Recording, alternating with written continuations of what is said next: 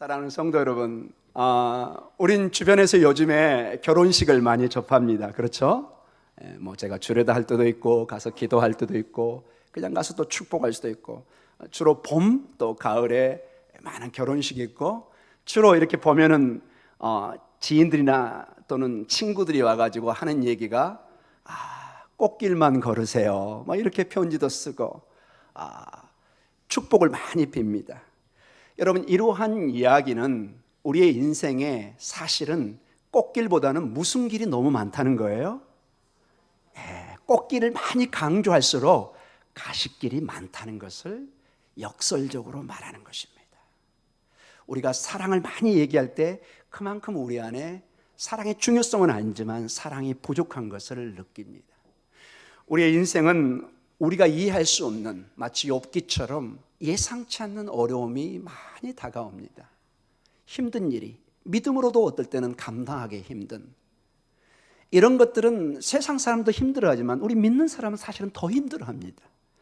하나님은 나를 보호하시고 내가 지금까지 예배드리고 크게 잘못한 일이 없는 것 같은데, 인생에 가시밭길이 놓여 있을 때 그 길을 걸을 때 마치 맨발로 걷는 것 같은 엄청난 고통을 느끼고, 때로는 큰 믿음의 시험을 당할 때도 있고, 가장 중요하게는 하나님의 뜻이 어디 있는가, 하나님이 정말 나에게 계획을 가지고 있는가, 하나님이 나를 지금 붙들고 있는가, 이런 의심을 솔직하게 갖지 않을 수가 없는 그런 일들을 종종 당할 때도 있는 것입니다. 사실 우리는 고난을, 고통을, 이 시련을 말은 쓰긴 쓰지만은 내가 그 일을 당했을 때는 좀처럼 단어를 쓰기 힘든, 매우 고통스러워하는 그것이 현실인 것을 또한 압니다. 오늘 이 본문을 통해서 보면은 이러한 고통의 모습이 있고, 이 고통을 어떻게 이겨내는가, 어떤 식으로 믿음으로 이것을 받아들이고 이것을 승화시키는가, 한 예가 나오고 있는 것을 보면서 오늘 여러분과 제가 믿음의 삶 속에서 광야 같은 이 땅에 살면서 어떻게 믿음의 용기를 가지고 끝까지 믿음의 경주를 완주할 수 있는가, 한번 도전의 시간을 갖기를 원합니다. 오늘 이 본문의 말씀을 보면은 예수님께서 굉장히 충격적인 얘기를 합니다. 오늘 예수님의 이 말씀의 배경은 6월절에, 지금 오늘 6월절 만찬이 끝나면 바로 다음에 십자가의 고통을 당하면서 이제 죽으셔야 되는 끔찍한 일을 앞두고 있는 그러한 상황 속에서, 우리가 계속해서 저번 주부터 봤지만은 예수님이 갑자기 문으로 들어올 때 원래 관습처럼 발을 씻는 것이 아니라 6월절 행사가 만찬이 진행되고 있는 그 중간에 갑자기 예수님이 그 예식을 중단하고 허리에 탁 수건을 매더니 내가 너희들의 발을 씻어야 되겠다, 이렇게 말씀을 하십니다. 깜짝 놀라죠, 여러분. 원래 2000년 당시에 그들의 문화에서 발을 씻는 것은 오직 종들만 하는 일입니다. 그리고 가끔은 제자가 스승의 발을 씻지, 스승이 제자의 발을 씻는 일은 거의 없고, 주인이 종의 발을 씻는다, 이거는 신문에 날 일입니다. 거의 불가능한 일입니다. 이러한 중요한 어떤 상징적인 행동을 하면서 오늘 이런 충격적인 단어를 말씀을 하십니다. 오늘 요한복음 14장, 우리가 다음 주에 볼 내용입니다, 여러분. 요한복음 13장 21절의 말씀을 이렇게 제자들에게 합니다. 13장 21절입니다. 같이 한번 읽어볼까요? 예수께서 이 말씀을 하시고 심령이 괴로워 증언하여 이르시되, 내가 진실로 진실로 너희에게 이르노니 너희 중 하나가 나를 팔리라 하시니. 매우 심령이 괴로워한다, 매우 아파합니다. 말할 수 없이 고통 가운데 얘기를 합니다. 너희 중에 나를 팔 자가 있다, 즉 나를 배신할 것이다, 누군가 한 사람이. 여러분, 이 배신한 이 사람이 나중에 우리는 누구로 알고 있죠? 가롯 유다라는 것을 나중에 명확히 알게 됩니다. 그러나 이 당시의 제자들은 누군지 모릅니다. 그래서 서로 막 나중에 웅성웅성합니다. 누굽니까? 납니까? 누굽니까? 누가 이런 일을 할 수 있습니까? 왜 이렇게 웅성웅성할 수밖에 없냐면은 여기에 있는 12제자, 가룟 유다를 포함한 12제자는 단순한 그러한 제자가 아니라 3년을 동고동락했다. 그 때앗빛에서 그 먼 길을, 그 가시밭길을, 그 험한 길을, 그 고난의 길을 함께 동고동락했던, 그리고 많은 무리 중에 또 추리고 또 추려서 하나님의 12명, 즉 이스라엘의 대표성을 가진 특별한 제자들을, 어떻게 보면 내 가족보다도 가까운 믿음의 동지들을, 제자들을 뽑은 그 사람 중에 한 사람이 예수님을 배반한다, 이런 말을 했을 때 그 충격은 이루 말할 수 없는 것을 보게 됩니다.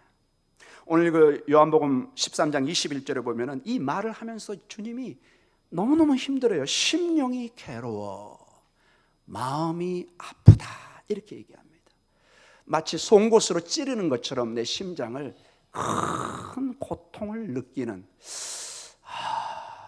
그 마음의 아픔을 느낍니다. 근데 여러분, 중요한 게 이러한 고통의 순간들, 예수님의 제자 중에 가장 친근한 그 제자가 예수님을 배반하게 됩니다. 그 결과로 이제 이 만찬이 끝나면 바로 십자가에 달려 그 참혹한 죽음의 자리로 가야 됩니다.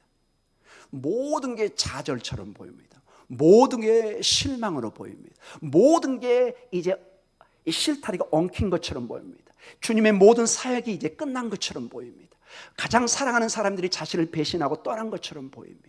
가룟 유다뿐만이 아니라 실질적으로 많은 제자들이 다 도망가 버리고 베드로까지도 3번을 저주하면서 부인하는 이러한 사건들이 일어날 때 예수님에게는 정말 감당하기 힘든, 여러분이 한번 입장을 바꿔놓고 생각했을 때 가장 나에 가까운 내 가족 중에, 내 지인 중에, 친구 중에 이런 일이 있을 때, 가끔 여러분 방송에 그 영화 같은 거 있지 않습니까? 밀정, 이런 것들, 여러분 독립 투쟁할 때, 구한말 시대 때 가장 힘들었던 게 다른 사람이 아니라 그 조직의 가장 핵심 인물 중에 한 사람이 일제의 압자를 역할을 해서 수많은 독립군을 죽게 만들고 재산을 잃게 하는 그런 일들이 최근에 이게 좀 부각이 되면서 영화로도 나온 걸 보게 됩니다.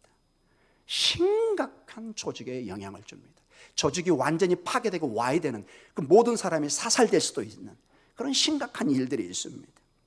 우리에게도 이런 일이 당했을 때는 그 충격이 아마 햄머로 머리를 맞는 것처럼 아마 그 충격이 심각할 것입니다. 상당수의 사람이 그래서 신앙을 잃어버릴 수도 있습니다. 이럴 수가 있는가?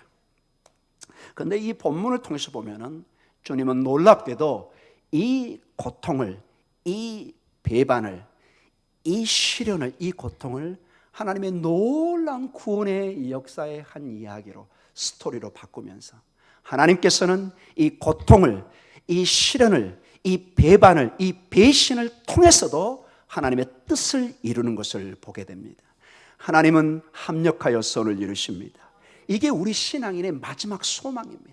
어떠한 어려움 속에서도 마지막 우리의 탈출구, 희망은 하나님이십니다. 그분은 성도의 눈물을, 성도의 아픔을, 반드시 고통을 하나님의 부활로, 하나님의 승리로, 하나님의 생명으로 변화시킬 능력을 가지고 있는 것을 믿으시기 바랍니다. 그 내용이 오늘 13장 18절에서 19절의 내용입니다, 여러분. 이 말씀이 그 말씀이에요. 우리 같이 읽습니다. 요한복음 13장 18절에서 19절입니다. 내가 너희 모두를 가리켜 말하는 것이 아니니라. 나는 내가 택한 자들이 누구인지 알림이라. 그러나 내 떡을 먹는 자가 내게 발꿈치를 들었다는 성경을 응하게 하려는 것이니라. 지금부터 일이 일어나기 전에 미리 너희에게 일러두면 일이 일어날 때 내가 그인 줄 너희가 믿게 하려 함이로다. 아멘. 자, 내 떡을 먹는 자가 내게 발꿈치를 들었다. 이게 성경 어디에 나와 있습니다. 이 뜻은 뭐냐면 고대 이스라엘 사회에서, 중동 사회에서는 상대방의 뒤꿈치 이렇게 보이는 것은 상대방에 가장 모욕을 주는 행동입니다. 여러분이 잘 이것을 받아들이기 힘들겠지만 좀 심하게는 어떤 사람이 여러분 얼굴에 침을 뱉는 정도의 더 심각한 모욕입니다. 여러분, 아무리 여러분이 성인 군자여도 어떤 사람이 이유 없이 여러분의 얼굴에 침을 뱉는다, 아마 여러분 참기 힘들 것입니다. 목사님은 어떻게 하실래요? 이런 건 묻지 않는 게 좋습니다. 전혀 저한테 물으시면 안 됩니다. 여러분이 생각하는 그대로 저도 생각하고 있는 것입니다. 누구도 이 모욕을 참기 어렵습니다. 근데 거기에 버금가는 모욕이 발꿈치를 이렇게 상대방에 보이는 것입니다. 이것은 크게 그 사람을 배신하는, 배반하는 아주 모독적인 한 습관 중에 하나입니다. 오늘 여기 보면은 유다의 배신이 성경을 은하하게 하고 있다. 예언의 말씀을 성취하고 있다. 하나님의 큰 구원의 역사의 한 부분으로 하나님이 이것을 융화시켜버린다. 녹여버리신다. 변화시킨다. 이렇게 말씀하십니다. 어떨 때 여러분 어떤 박테리아 균이 들어오는데 어떤 이론균이 들어와서 이걸 싹 변화시켜서 놀랍게 새롭게 변화시키는 걸 보게 됩니다. 마치 저 포항제철의 포스코에 그 수많은 철들이 그냥 원석이 들어갑니다. 그러나 수천 도의 온도에서 그것이 그냥 녹아지면서 나중에 다 찌꺼기가 제거되면서 순수한 원하는 철이 나오는 것을 보게 됩니다. 사랑하는 성도 여러분, 여러분에게 어떤 그러한 세상의 찌꺼기들이 오염물질이 있습니까? 복음의 능력이 이것을 녹여버릴 줄 믿습니다. 어떠한 우리 어려움이 있고 심지어 가룟 유다 같은 이런 사건이 마귀가 가룟 유다를 통해서 하나님의 역사를, 하나님의 일들을 방해하고 좌절시키고 막고 실패도로 끌고 가려고 합니다. 마귀는 이 일을 통해서 승리했다고 믿지만 그는 하나님을 잘 모르고 있었던 것입니다. 마귀가 여러분들의 성도들의 삶을 이렇게 좌절시키고 고통을 통해서 실망시키고 하나님을 원망하게 하고 하나님을 떠나게 하지만은 진정한 성도는 이러한 고통에 뒤로 물러서지 않습니다. 오히려 더 하나님 앞에 엎드리고 주님 앞에 나아갈 줄 믿습니다. 합력하여 선을 이루실 하나님을 붙들고 나아갈 줄 믿습니다. 이게 신앙의 힘이라는 것입니다. 하나님이 우리에게 함께 하신다는 강력한 신앙 속에 오히려 고통이 나의 신앙을 더 촉발시키는, 하나님 앞에 나아가게 하는 그러한 역할을 주실 줄 믿습니다. 이 가룟 유다를 통해서 분명히 성경에는 마귀가 그의 마음에 들어갔다, 역사하는 것입니다. 하나님의 일들을 완전히 파괴시키려고 합니다. 마치 암덩어리처럼 들어오지만 하나님의 수술의 칼로 오늘 단칼에 잘라내는 것을 보게 됩니다. 그는 하나님의 능력을, 온 우주의 왕이신 복음의 능력을 아직 잘 모르고 있었던 것입니다. 오늘 시편의 한 성경을 응하게 했다는 내용은 사실은 시편 41편 9절의 말씀을 그대로 따온 것입니다. 시편 41절 9절을 같이 한번 읽어보도록 하겠습니다. 내가 신뢰하여 내 떡을 나눠 먹던 나의 가까운 친구도 나를 대적하여 그의 발꿈치를 들었나이다. 이 말씀이 오늘 예수님께서 인용하시면서 이러한 발꿈치를 드는 일이 있었지만은 나는 반드시 하나님의 일을 성취할 것이다. 오늘 보면은 19절에, 요한복음 14장 19절이면 내가 그인 줄 너희가 믿게 하려 하리라. 내가 그인 줄의 헬라 언어는 I am, 에고, 에임이 이 단어가 나와 있습니다. 이건 오직 하나님만 쓸 수 있는 단어입니다.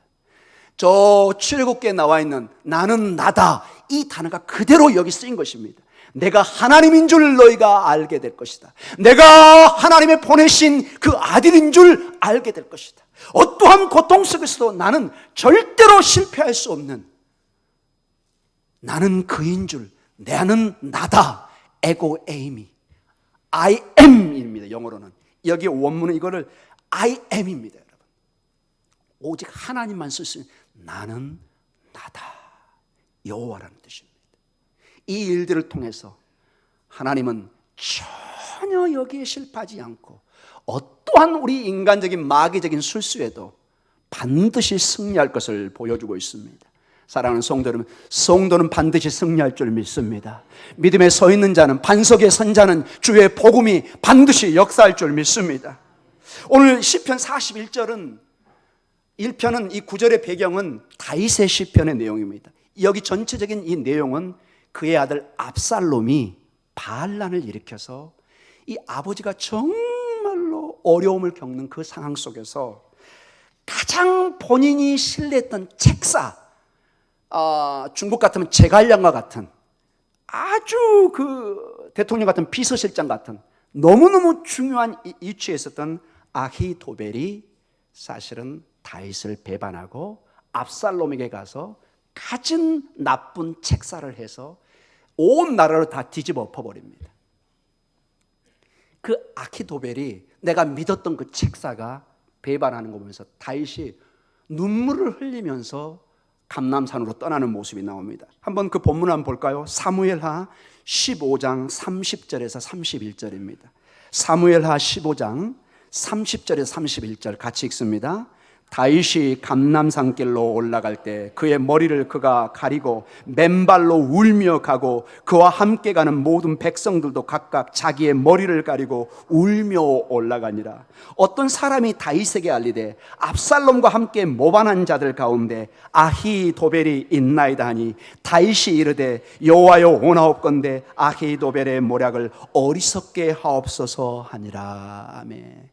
너무 얼마나 힘들고 급했는지 왕이 맨발로, 여러분 중동 지역은 아스팔트, 우리 아스팔트가 아닙니다.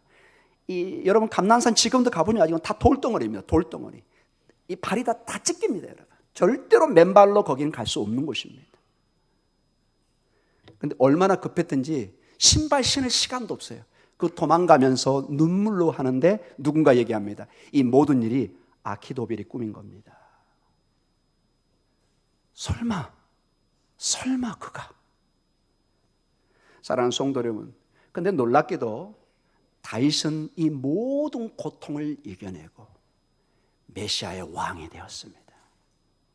이 고통, 이 정말 피눈물 나는 이 고통, 발이 찢기는 이 고통 속에서 다윗은 나중에 왕이 되었을 때, 그리고 앞으로 일들을 해갈 때 하나님의 마음에 합하는, 뭐 실수도 여러 가지 있었지만 늘 하나님의 발 바로 쓰려고 회개하고 기도하는 모습이 시편에 나옵니다. 이 고통을 그는 신앙으로, 믿음으로 승화시킨 것을 알게 됩니다. 사랑하는 성도 여러분, 오늘 본문에 보면은 가론 유다와 아키도벨이 사실은 같은 인물로 이렇게 평행성을 긋고 있습니다. 아키도벨도 나중에 자살해서 죽습니다. 가론 유다도 나중에 어떻게 되죠? 자살해서 죽습니다. 너무나 두 인생이 비슷한 인생을 가고 있는. 그럼에도 불구하고 다윗이 위대한 메시아의 왕, 일대 조상이 됩니다. 모든 메시아는 다윗의 후손이 되어야 됩니다. 예수님도 다윗의 후손을 놓은 겁니다. 이러한 고통을 믿음으로 이겨낸 것입니다. 오늘 예수님도 가룟 유다의 배신이 있지만은, 어려움 있고 심히 괴로워하는 그러한 상황도 있었지만은 이걸 믿음으로 이겨내는 상황을 보게 됩니다. 제가 일주일 동안 이 말씀을 보면서 여기까지 설교하면은 여러분 아멘으로 좋긴 하지만은 너무 신학적이고 이게 여러분에게 잘 와닿지 않을 것 같아서, 저도 이게 어떻게 이거를 내가 좀 더 느낄 수 있을까 하다가, 여러분 제가 임현수 목사님이라는 이분을 제가 간증으로 좀 가져왔습니다. 혹시 여러분 알고 계신 분 계신가요? 임현수 목사님. 아마 좀 생소할 수도 있을 텐데 사진을 한번 좀 띄워주시겠어요? 예, 임현수 목사님 이야기입니다. 예, 그 다음 장. 예, 여러분 임현수 목사님은 2015년에 북한에 잡혀가서 2년 6개월 동안 수용소에 잡혀 있었던 목사님이십니다. 북한에 갇힌 949일 동안 내게는 주님밖에 없었다. 이 임현수 목사님은 여러분 18년 동안을 북한 사역을 하신 분입니다. 몇 년이요? 18년 동안 550억을 기부했습니다. 얼마요? 별로 안 놀라시는군요. 여러분한테 큰 돈 아니시죠? 550억을. 그런데 2015년 1월에 갑자기 체포되어서, 여러분 아마 방송에도 나왔을 거예요. 그리고 우리 교회는 아니지만 많은 교회가 이분과 연결된 분들은 막 금식 기도하고 철학 기도하고 살려달라고 막 여러 가지 기도를 했던 기억이 납니다. 2017년 8월 9일 949일 동안 독방에 갇혀 있었습니다. 예, 그 다음 사진을 한번 볼까요?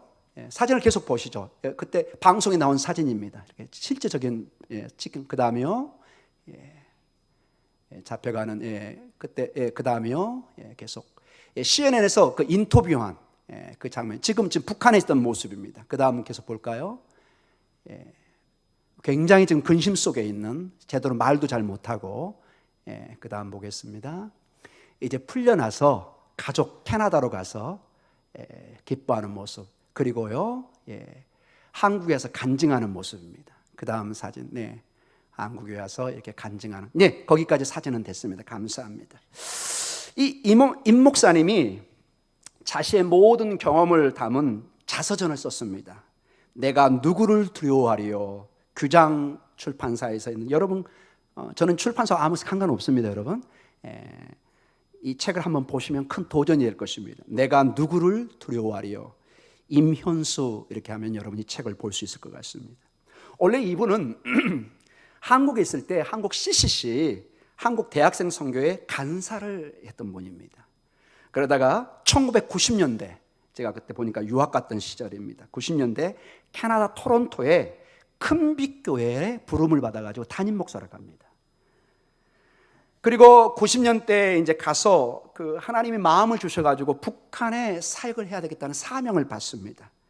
그래서 1997년부터 여러분 놀라지 마십시오. 150번을 북한을 방문을 합니다. 몇 번이요? 150번. 예. 그래서 아까 얘기했던 한 550억 정도를 쏟아 부으면서 뭐 국수 공장도 세우고, 고아를 여러분 제가 조사해 보니까 350명을 먹이고 입혔습니다. 북한의 고아들 350명.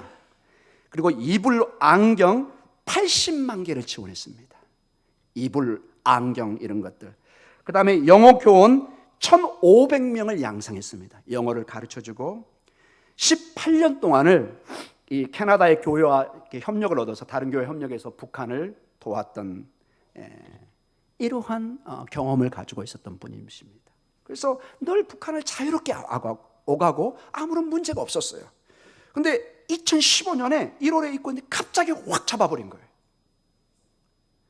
가만히 보니까 왜 이게 잡혔느냐, 이분이 캐나다에서 설교를 했는데 그 설교가 비디오로 나갔는데 북한 정보부에서 그걸 입수하게 된 거예요. 어떤 내용의 설교가 있었냐면 이런 내용이 있었습니다.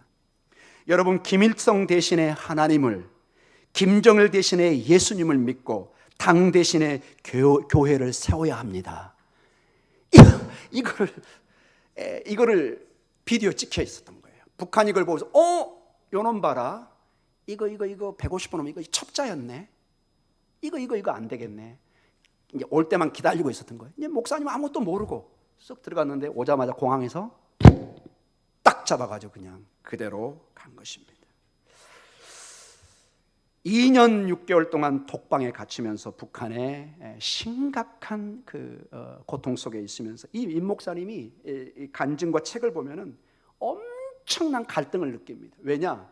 아니, 이렇게 내가 북한을 도와줬는데 어떻게 북한이 나를 이렇게 취급할 수가 있는가? 그의 고백을 보면은 자신이 석방된 것은 성도들의 기도를 통해 허락하신 전적인 하나님의 은혜요 주권이었다는 것을 고백하면서 이렇게 얘기합니다. 고난은 또 다른 세례다. 성찬과 함께 제3의 세례가 고난이다. 이렇게 얘기하면서 고난이 축복인 것을 배웠다. 이렇게 본인은 고백합니다. 2년 6개월 동안 고통스러운 삶을 살았지만 말로 다할 수 없는 하나님의 축복이자 은총이었다고 그는 글에 쓰고 간증을 하고 있습니다. 그는 이렇게 얘기합니다.